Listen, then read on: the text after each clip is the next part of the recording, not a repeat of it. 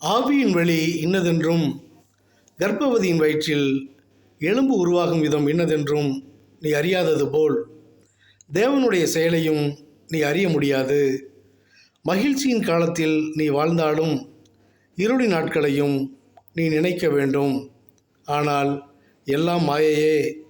உன் இளமையிலே சந்தோஷப்படு. உன் வாலிப நாட்களில் உன் இருதயம் உன்னை பூரிப்பாக்கட்டும்.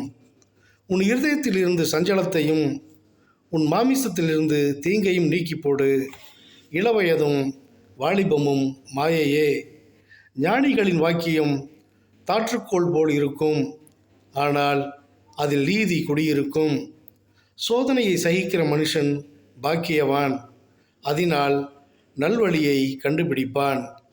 விசுவாசத்தில் நம்பிக்கையும் வேதத்தில் பசிதாகமும் உள்ளவனாயிருந்தால் உன்னை ஜீவத்தண்ணீர் ஊறும் ஊற்றுகள் அண்டையில் உன்னை கொண்டு போய் சேர்ப்பார். மரணமும் ஜீவனும் நாவின் அதிகாரத்தில் உள்ளது. அதில் பிரியப்படுகிறவர்கள் அதற்கான கனியை புசிப்பார்கள். ஆமேன், ஆமேன், ஆமேன்.